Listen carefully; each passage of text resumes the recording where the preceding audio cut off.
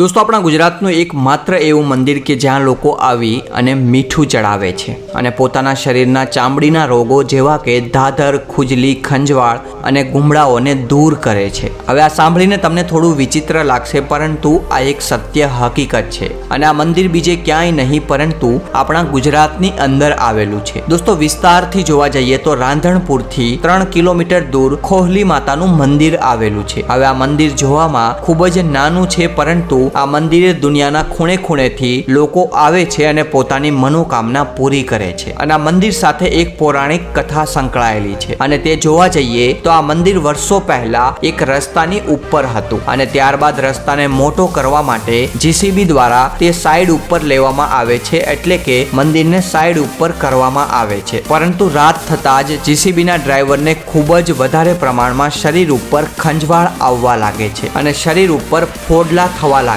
છે અને તેથી સવાર થતાં જ આ જીસીબીનો ડ્રાઈવર એક શ્રીફળ અને મીઠાની થેલી સાથે તે માતાજી પાસે આવે છે અને ફરી માતાજીનું મંદિર તેની મૂળ જગ્યા ઉપર લઈ જવામાં આવે છે અને ત્યારબાદ તે ડ્રાઈવરના શરીર પરની બધી જ તકલીફ દૂર થાય છે અને ત્યારથી જ લોકો અહીં મીઠાની કોથળીઓ ચડાવે છે અને આ મંદિરે તમે જોવા જશો તો તમને ઘણું બધું મીઠું જોવા મળશે અને આ મીઠું સમય જતા જમીનની સાથે ભળી જાય છે અને કાળી માટી બની જાય છે। અને દોસ્તો આ મંદિરના પૂજારીને પૂછતા તેનું કહેવું છે કે આ મંદિરે દૂર દૂરથી લોકો આવે છે અને પોતાના ચામડીના રોગો જેવા કે ધાધર, ખુજલી, ખંજવાળ અને ગુમડાઓ જેવી બીમારીઓને દૂર કરે છે અને માતાજીને આસ્થા રૂપે મીઠું ચડાવે છે। તો દોસ્તો આ હતું આપણા ગુજરાતનું એક એવું મંદિર કે જ્યાં લોકો પ્રસાદ તરીકે મીઠું ચડાવે છે। અને દોસ્તો આ મંદિર ગમ્યું હોય તો વિડીયોને લાઈક કરજો અને આવા જ બીજા વિડીયોને જોવા માટે જરૂરથી ચેનલને સબસ્ક્રાઇબ કરી અને સાથે બાજુમાં રહેલું ઘંટડી બટન દબાવી દેજો।